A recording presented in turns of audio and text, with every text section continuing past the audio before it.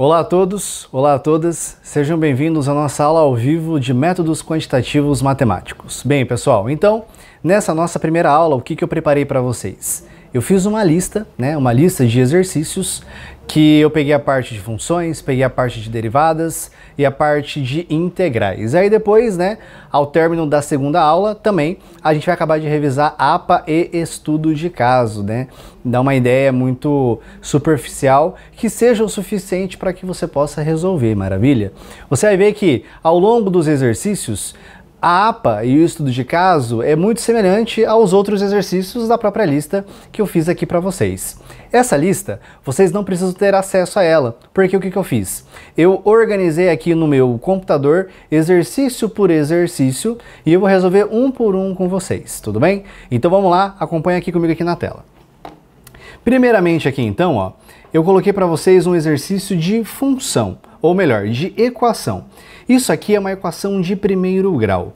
Como é que a gente sabe que isso aqui é uma equação de primeiro grau? Olha só, você pode estar observando que o expoente da nossa variável, quem é a nossa variável? É a letra, No caso é o x. O expoente aqui, ele não tem expoente. Quando uma variável não tem expoente, é a mesma coisa que o expoente 1. Maravilha? Então, aí isso vai estar caracterizando uma equação de primeiro grau. Vamos supor que, porventura, esse x aqui da direita tivesse um expoente 7. Então, isso aqui seria uma equação de sétimo grau, certo? Então, vamos voltar para cá agora. Veja só. Qual é o objetivo? Encontrar o valor da variável. Por isso, eu vou começar fazendo uma distributiva. Eu vou pegar o 2, eu vou multiplicar pelo x, pego o 2, multiplico pelo menos 7, depois eu vou somar com 1. O lado direito da igualdade, 5 vezes x, e depois 5 vezes menos 2. Vou somar 6. E aí, no fim, separo do lado esquerdo as variáveis, do lado direito os números. Então vai ser assim, 2x, 2 vezes menos 7 é menos 14.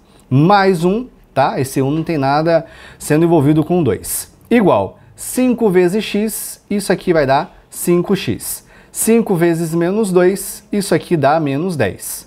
Mais 6. Aqui agora, então, o que eu vou fazer? Eu vou jogar todas as variáveis para o lado direito e os números para o lado esquerdo. O lado esquerdo continua o menos 14, vou jogar o mais 1, vou jogar o menos 10 para a esquerda, vai passar aqui para esse outro lado positivo, e o 6 vai passar negativo. O 5x continua positivo, e o 2x vai vir agora para o lado direito, só que ele vai vir agora negativo. Então eu tenho menos 14 com menos 6, vai dar menos 20. 1 mais 10, aqui vai dar 11. 5x com menos 2x é 3x.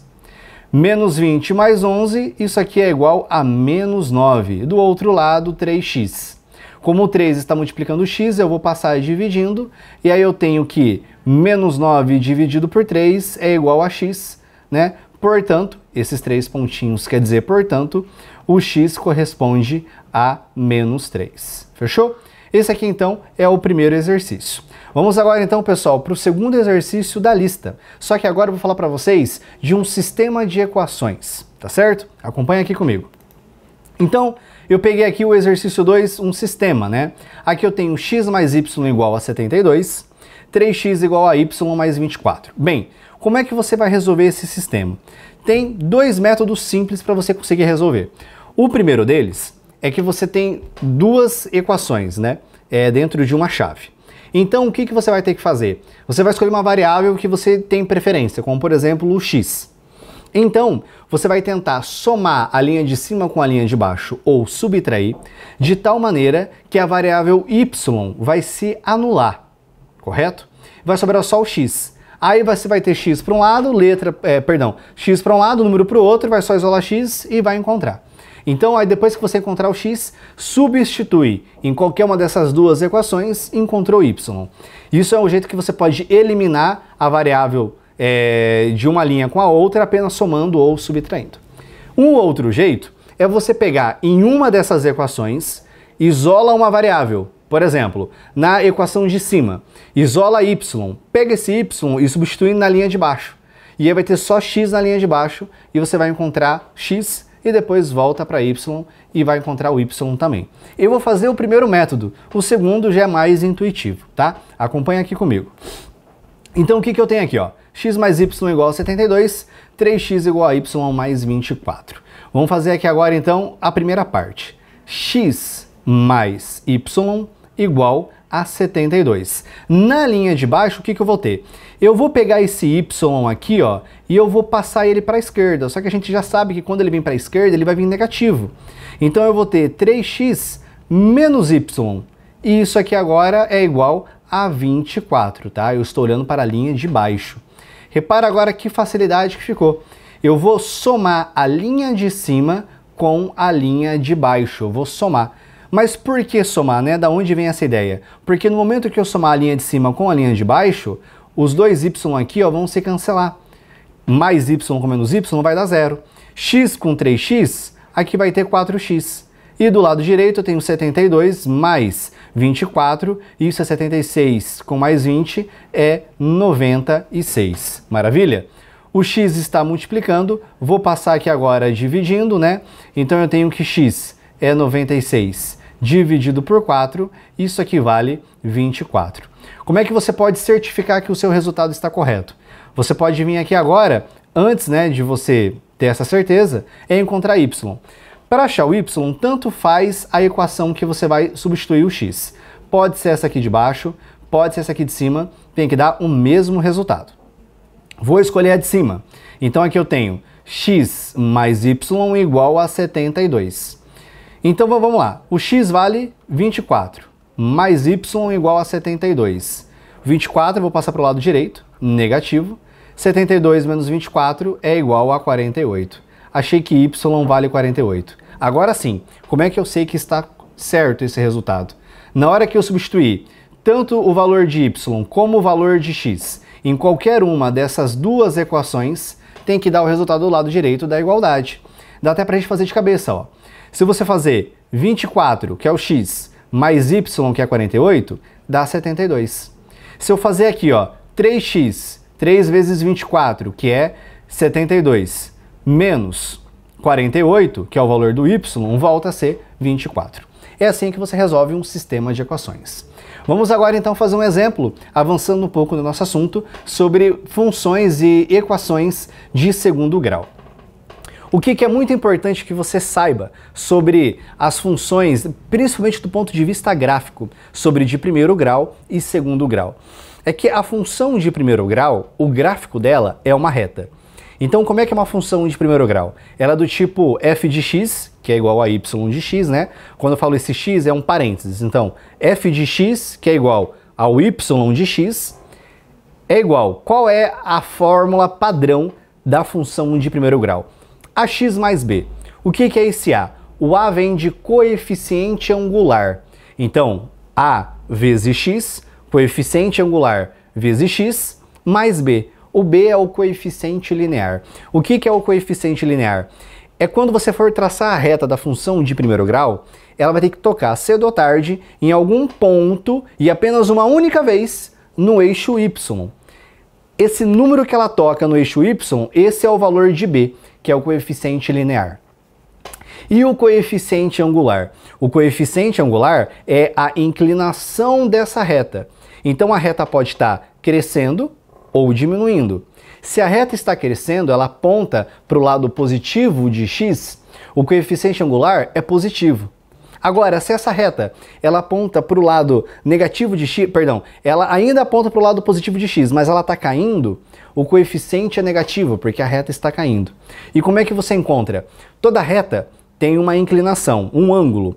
É um ângulo que a gente chama de ângulo θ, ou alfa, tanto faz. Esse ângulo é tipo, sei lá, 30, 40, mas não faz diferença saber o valor desse ângulo. O que importa é que quando você for calcular a tangente desse ângulo, automaticamente você já vai ter o valor do A. O coeficiente angular é igual à tangente desse ângulo. Mas como é que você vai calcular tangente? Tangente é cateto oposto por cateto adjacente. Por que eu estou falando isso? Pega a sua atividade lá, né, a APA ou estudo de caso, que fala sobre função de primeiro grau. Você que está me ouvindo vai saber disso. Em uma dessas duas atividades vai ter um gráfico de uma reta que vai estar caindo. Quando você vê aquela reta caindo, você vai ter um ângulo formando entre a reta e o eixo x. O lado oposto a esse ângulo é o cateto oposto. O lado que está próximo, né, ao ângulo, né, logo embaixo dele, é o cateto adjacente. Cateto oposto dividido pelo cateto adjacente, essa divisão vai te dar o coeficiente angular. É assim que você calcula.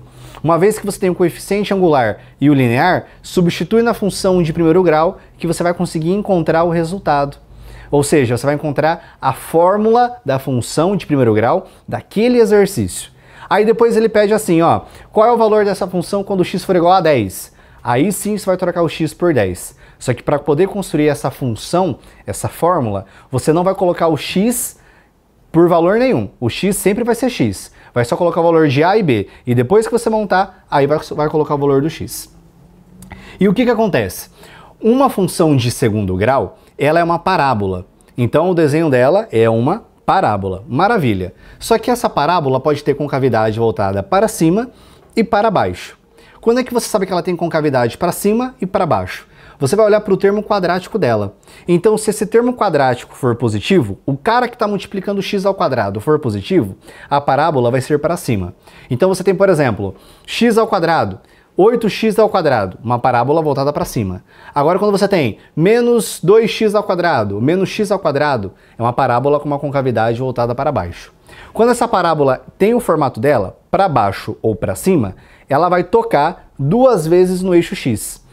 Esses dois pontos que ela toca, essas são as raízes da função de segundo grau. E é isso que a gente vai encontrar aqui agora. Acompanha aqui comigo. Bem, pessoal, então aqui, ó, eu tenho, né, uma função de segundo grau. Eu sei que é uma função de segundo grau porque aqui a nossa variável está elevada ao segundo expoente, né, uma equação de segundo grau. Como é que a gente calcula? O cara que multiplicar o x é o nosso termo a. Quem multiplica x ao quadrado é o a. Quem multiplica o x é o b. E quem está sozinho é o nosso c. Aí, veja só. Quem que está multiplicando o x ao quadrado? Aí você responde, mas professor, não tem ninguém. Exatamente. Quando você não tem ninguém aqui, ó, na verdade tem o número 1 embutido. Porque 1 vezes qualquer coisa é qualquer coisa. Então, o a, ele vale 1. E agora, qual é o valor do b? O b é o cara que está multiplicando o x. Só que aí vem um pulo do gato. Você vai ter que incluir o sinal junto. Então, como é menos 5x, o valor do b é menos 5. E o c é o cara que está sozinho. Se tivesse menos 4, o c ia valer menos 4. Mas aqui ele é positivo. Por que que eu preferi, né, colocar a, b e c? Porque agora eu vou calcular o delta. O delta, ele é b ao quadrado menos 4 que multiplica a que multiplica c. Então eu vou pegar agora esses dados e eu vou substituir na nossa equação de delta. Uma vez que eu encontrar delta agora, eu vou encontrar as raízes. Então veja só, menos 5 ao quadrado. Pessoal, muita atenção. Lembra que quando você pega um número negativo e você eleva ele ao quadrado, menos com menos dá mais. Então menos 5 ao quadrado é mais 25, beleza? Então vai ser aqui agora então 25 menos que multiplica o a, que é 1, e o c, que vale 4. Com isso, o que que eu tenho? Eu tenho 25, que multiplica menos 4 vezes 1 vezes 4, menos 16. Ou seja, o delta vale 9. E isso é muito bom. Quando você encontrar um delta com um valor que você possa tirar uma raiz quadrada inteira, é um ótimo sinal. Existe valor quebrado? Existe. Existe dar zero? Também. Se o delta for igual a zero, as raízes são iguais. E se for negativo, aí o bicho pega. Por quê? Porque vocês estão estudando o conjunto dos números reais.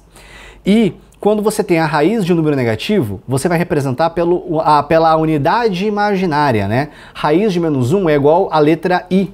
Então, quando você estuda a unidade imaginária, você sai do conjunto dos números reais e vai para um maior, chamado conjunto dos números complexos, o qual você não está estudando agora, que é um conteúdo um pouquinho mais avançado. Então, na verdade, os casos que você vai encontrar, raiz igual a zero, perdão, no caso aqui a raiz de zero é zero, né?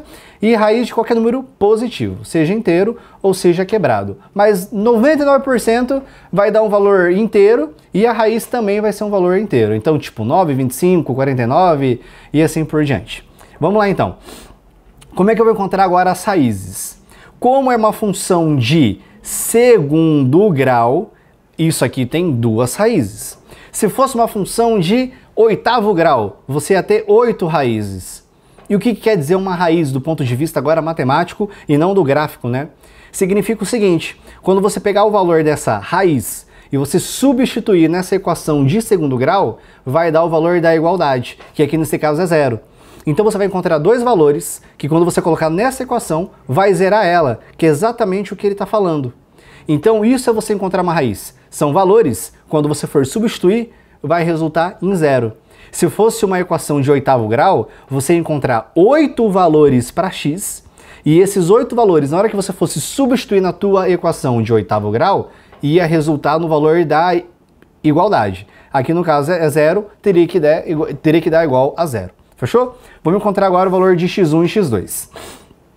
Nesse caso, quando a gente está falando de uma função de segundo grau, você vai fazer por Bhaskara. Bhaskara é encontrar delta e tem uma fórmula padrão.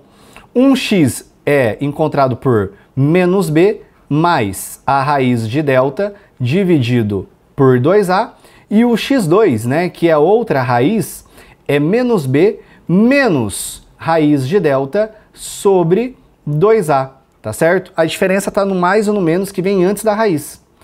Olha só agora, ó, aqui eu tenho menos b, eu tenho menos da fórmula e o b já é negativo. O que isso aqui significa? Menos com menos vai dar mais. Mais, raiz de delta, delta vale 9, qual que é a raiz de 9? É 3. Dividido por 2 vezes a, o a vale 1, 2 vezes 1 é 2. 5 mais 3 é 8, 8 dividido por 2 é 4. Aqui agora é a mesma ideia, só que vai ser com uma raiz de delta negativa. Então eu tenho 5 menos 3 é 2, 2 dividido por 2 vai dar 1. Veja que coisa mais interessante. Lembra que eu falei que quando delta for igual a 0, você vai ter que as raízes são iguais? E o que isso significa? Significa que quando você olha aqui para x1 e x2, a diferença entre as duas equações, qual que é? Um é menos raiz de delta, a outra é mais raiz de delta. Se delta vale 0, você tem que x1 é igual a x2. E ambas as equações, quando delta vale 0, é menos b sobre 2a. Por isso que as raízes são idênticas. Maravilha? Agora, pessoal, eu vou avançar um pouquinho mais no conteúdo. E eu vou para uma outra parte, a parte de derivada. Vamos ver aqui agora, do ponto de vista, né, analítico, como é que você calcula uma derivada. E a gente vai começar pela regra do expoente, também conhecida na literatura, a grosso modo, como regra do tombo. O que é a regra do tombo? Presta muita atenção. Você tem uma função f de x. Vamos pensar que a variável da nossa função é x. Então esse x vai estar elevado a algum expoente. Sei lá, por exemplo, x elevado a 10. Como é que é a regra do tombo? Ela vai ser assim, ó. O 10 vai pegar, vai tombar para frente. Ele cai para frente. Na hora que ele cai, ele passa a multiplicar o x. Só que na hora que ele cai, ele tem que necessariamente perder uma unidade. Não é 2, não é 3, é 1. Então, o 10 ele cai e fica 10x elevado a 9. Sempre que o expoente cai, perde uma unidade. Caiu de novo, outra unidade que perde. Só que aí os números na frente vão se multiplicando. Pensa assim, ó.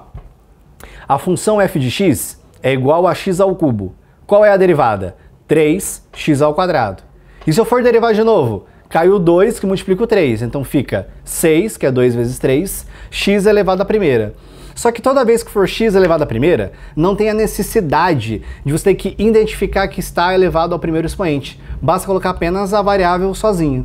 E aí agora vem um pulo do gato de novo. Quando você tem a variável sozinha, eu acabei de falar, que ela está elevada ao expoente 1. O que acontece quando você derivar, por exemplo, x em relação a x? O 1, que está lá em cima, ele tomba. Então ele fica 1 vezes x, vai dar x.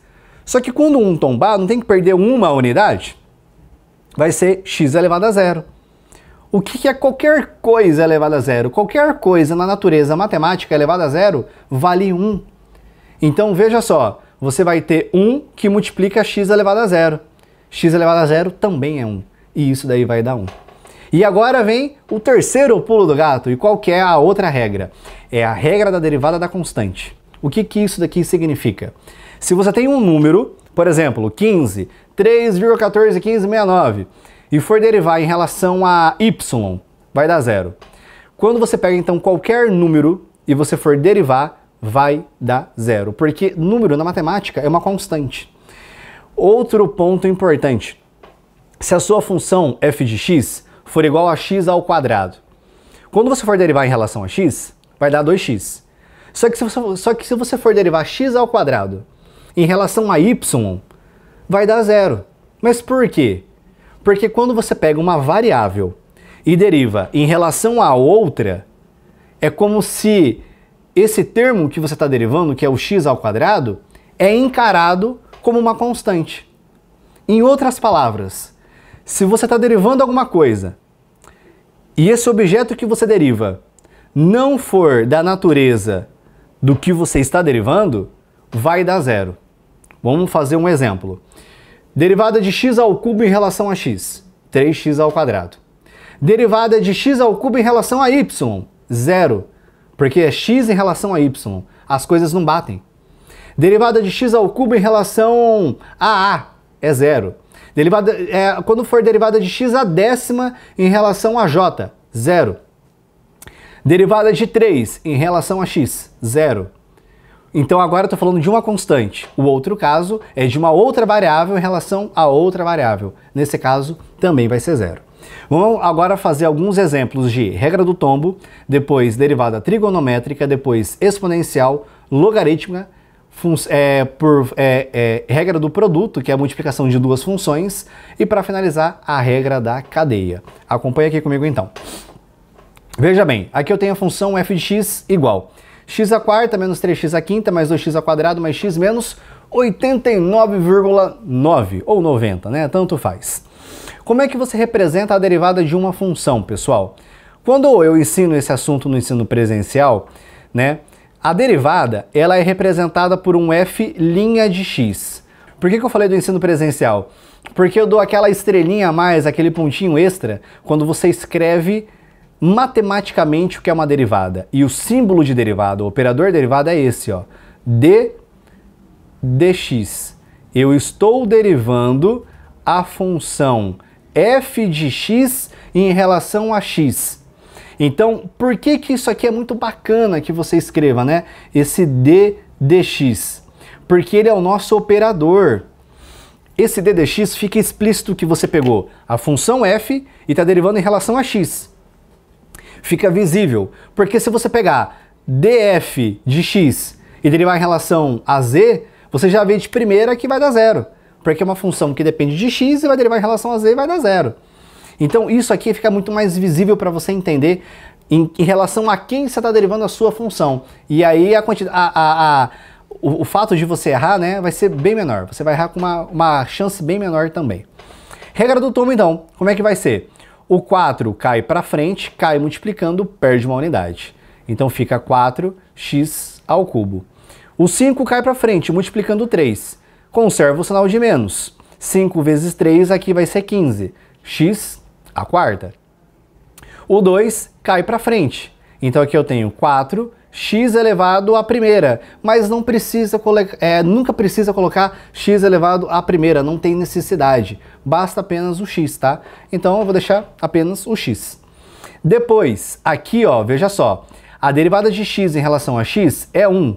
Mas lembrando, x sozinho é a mesma coisa que x elevado à primeira potência. Quando 1 cai para frente, ele cai multiplicando x e fica x elevado a 0. O que é qualquer coisa elevada a 0? É 1. 1 vezes 1 vai dar 1. Por isso que a derivada de x em relação a x é 1. E o último termo é uma constante. Isso aqui vai dar 0. É um número. Essa é a derivada da nossa função do exercício 4. Como é que fica agora, então, a do exercício número 5? Então eu vou agora derivar a função h em relação a y. Como é que eu vou escrever isso? Eu vou fazer assim, ó, dy,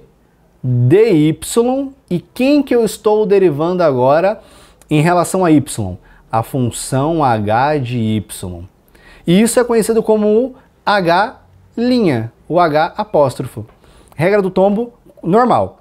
O 7 está em cima, cai multiplicando para frente, perde uma unidade, vira 6. Mas, aqui agora, o 6 vai cair para frente e vai passar a multiplicar essa fração aqui, ó, esse 5 quartos. E quando ele caiu, ficou y elevado à quinta. Agora presta muita atenção nessa parte aqui, ó. Você tem um expoente negativo. Quando o expoente negativo ele tomba para frente, ele carrega o sinal de menos. Se na base tem um sinal positivo, esse menos do expoente quando ele tomba, menos com mais vai dar menos. Então vai dar um valor negativo. Agora se fosse um menos embaixo e o expoente também negativo, na hora que cai esse menos com menos vai dar mais. Presta muita atenção. E segundo ponto, quando for um expoente negativo, na hora que ele for tombar, ele fica mais negativo ainda. Veja só, a derivada de x à quinta em relação a x é 5x à quarta. O 5 é um número positivo, então ele cai e perde uma unidade, você faz 5 menos 1. Agora aqui, ó, elevado a menos 8. Menos 8 menos 1 é menos 9. O expoente negativo ele vai ficar mais negativo ainda. Então veja só, regra de sinal, vai cair já um menos. Não vou nem fazer já o jogo aqui que vocês já pegaram a visão, né? A ideia. Mais com menos vai dar menos. Então aqui eu tenho 8 vezes 5, y elevado a menos 9, porque é menos 8 com menos 1. Aqui agora eu tenho esse menos aqui, ó, que vai cair e vai multiplicar esse menos, vai dar mais. Eu tenho 2 vezes 3, y elevado a menos 3, porque menos 2 com menos 1 é menos 3. Dessa forma, como é que fica o resultado, o valor final, né, o resultado da nossa derivada? Aqui eu poderia deixar o 6 vezes esses 5 quartos numa boa, só que eu vou simplificar. Como é que você pode observar a simplificação? Eu sei que se eu dividir em cima e embaixo por 2, isso aqui vira 3, né? E isso aqui vai dar 2. Então vai sobrar 3 vezes 5 é 15, dividido por 2. Y elevado à quinta. Menos 8 vezes 5 é menos 40. Y elevado a menos 9. 2 vezes 3 é 6. Elevado a menos 3. Ah, o 15 dividido por 2 pode ser 7,5? Pode. Só sempre presta muita atenção quando você for derivar, tá? Com os sinais, com o valor do expoente e no final, não importa se você for deixar em fração ou em número quebrado, tem que dar o mesmo resultado. Fechou? Vamos aqui para mais um exemplo agora com raiz, que aqui é um nível de dificuldade um pouquinho maior. Por quê? Quando você for falar de uma raiz, você tem que lembrar que a raiz não tem uma forma explícita de você derivar ela. Não é assim, tipo a derivada de uma raiz, por exemplo. Você tem que transformar a raiz em um expoente. E a raiz, ela é um expoente fracionário. Quer ver só? Acompanha aqui comigo. Eu vou colocar um quadradinho aqui do ladinho aqui, ó. Quer ver? Eu vou colocar esse quadrado aqui em vermelho. E aí vocês vão entender a ideia. Veja só. Eu vou colocar raiz quadrada de x. Quando a gente fala raiz quadrada, quadrada vem de 2, né? Então, na verdade, é como se tivesse um 2 aqui fora. Só que já está embutido no nome. Então, a raiz quadrada de x, se você olhar, o x está sozinho. É como se tivesse elevado ao expoente 1 aqui dentro. Então, isso aqui fica x elevado a meio. Vamos lá, vamos agora fazer um outro caso. A raiz cúbica de x à quinta. Isso aqui, pessoal, vai dar x elevado a 5 dividido por 3. Vamos agora fazer mais um caso. Eu tenho a raiz benésima de a elevado... Opa, deixa eu fazer melhor. A raiz benésima de x elevado a a. Quanto que isso aqui vai dar? Isso aqui vai dar x elevado a dividido por b. Uma vez eu estava dando esse assunto no EAD e eu tenho alguns alunos que são maravilhosos, né? E eles falaram lá nos comentários assim, professor, tem uma regra para isso. Aí eu falei, que regra? Aí falaram assim, é muito simples. Quem está no sol vai para a sombra e quem está na sombra vai para o sol. Essa regra é muito antiga. Então, o que você pode estar vendo aqui, ó? Quem está no sol vem, para a sombra, né? Vem para a parte de baixo aqui, ó, para a sombra. Quem está na sombra vem para o sol. Então é essa a ideia. Vamos agora transformar uma raiz, tá certo, em expoente. Outro detalhe aqui, ó, do exercício 6. Se você olhar, o terceiro termo do exercício 6, ele é 1 sobre a elevado à quinta. O que é importante você saber disso? Não tem como você derivar uma variável que está elevada a um expoente está no denominador, na parte de baixo. Isso daí não tem como. Então como é que você faz? Pega essa variável e joga para cima. Só que quando você jogar para cima, necessariamente, obrigatoriamente, o expoente troca de sinal. Então aqui eu tenho 1 sobre a elevado à quinta. Isso vai se transformar em a elevado a menos 6. Se eu tivesse a elevado a menos 8, é a mesma coisa que 1 sobre a elevado à oitava. Então esse jogo de você jogar a variável elevado a um certo expoente do numerador para o denominador, você inverte o sinal do expoente, tá bom? Então fechou. Dito isso, vamos fazer aqui agora a derivada dessa função g. Mas para facilitar o nosso entendimento, eu vou reescrever ela. Então olha só, eu não estou derivando ainda, tá? Eu vou reescrever. A raiz quadrada de a é a elevado a meio, mais 3a elevado à sétima. Agora eu vou inverter esse termo. 1 vezes a elevado a menos 5 é a elevado a menos 5. Pronto, agora eu tenho a minha função g, fica muito mais fácil de derivar. Olha só agora. Antes de mais nada, eu já vou fazer aqui no nosso cantinho também um MMC, uma subtração de fração. A gente sabe que esse expoente meio aqui, ó, vai perder uma unidade. Aí tem dois jeitos de você fazer, tá bom? Tem dois jeitos. Um jeito é o famoso MMC. Você vai pegar ali, vai encontrar a base que é igual, vai fazer assim, por exemplo, sei lá, 2, 3 e 5. Você coloca o número 2, o 3, o 5. Faz uma barrinha, anda na sequência dos números que são mínimos múltiplos comuns, né? Então 1, 2, 3, 5, 7, 9 e assim por diante. Perdão, 1, 2, 3, 5, 7, 11... E aí você vai vendo quais eles são divisíveis. O outro caso é você lembrar do seguinte: para você fazer sempre a soma ou uma subtração de fração, é obrigatório que a base, o denominador, eles sejam números iguais.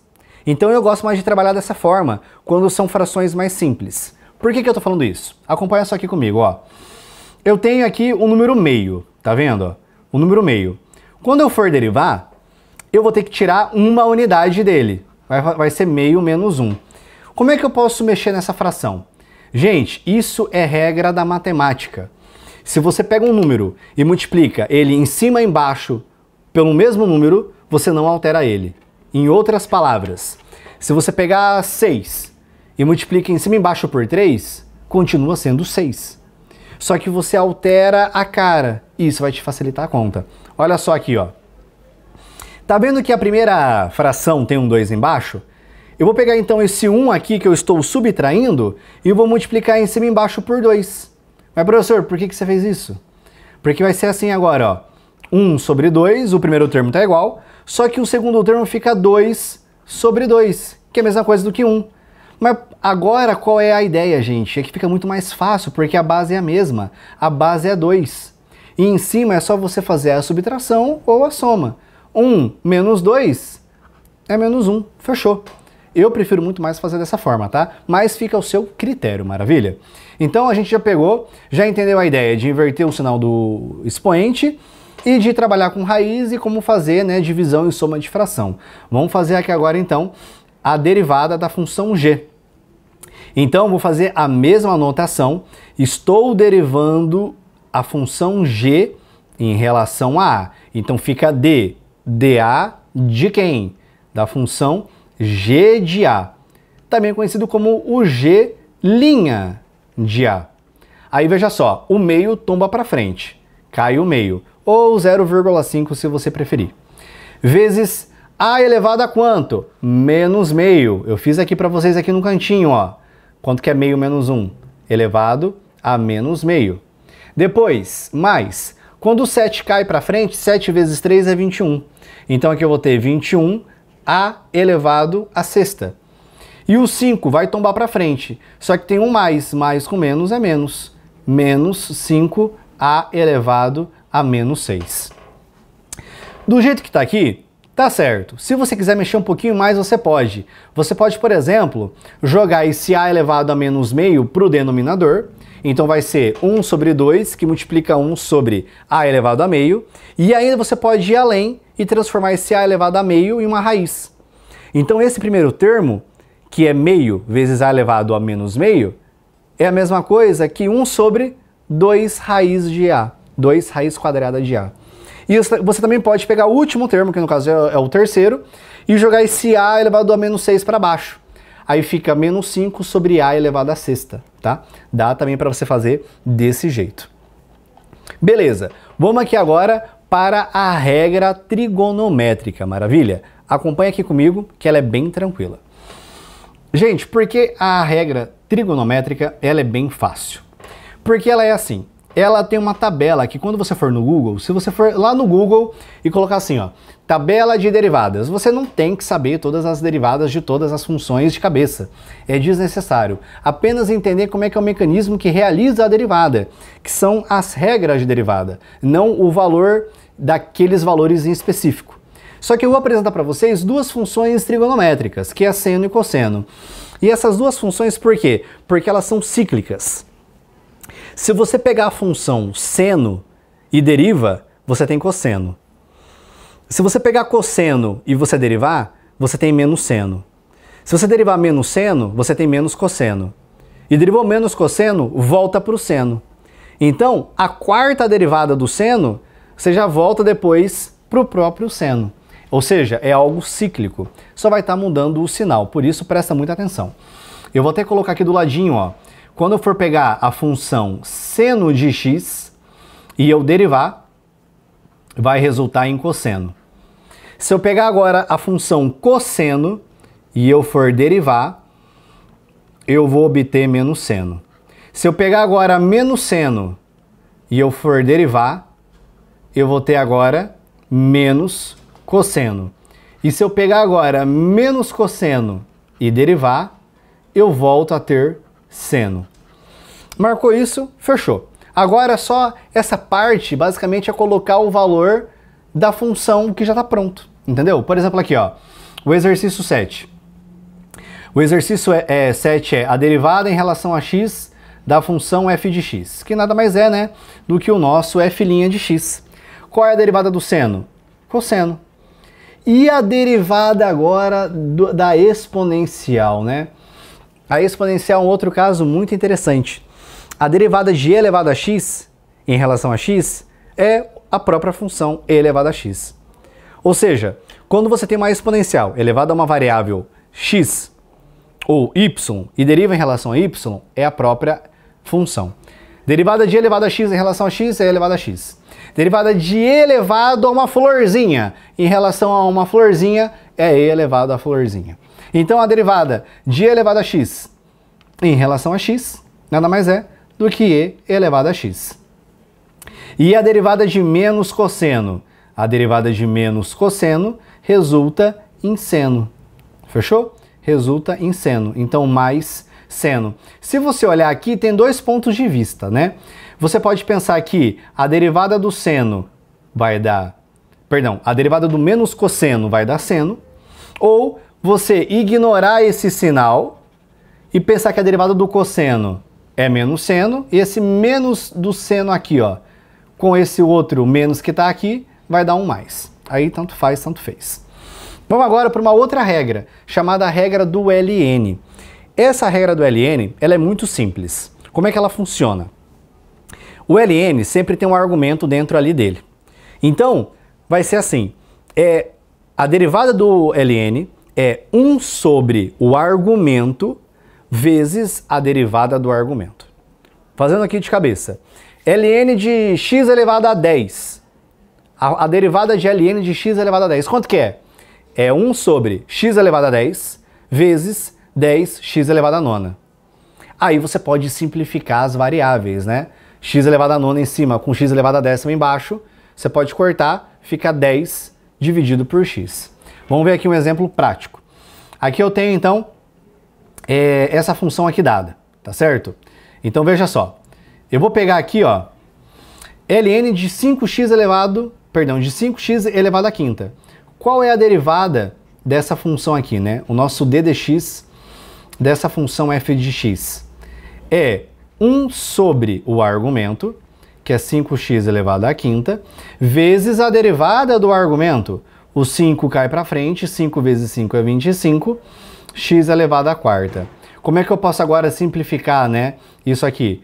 O 25 corta com 5, vai sobrar 5.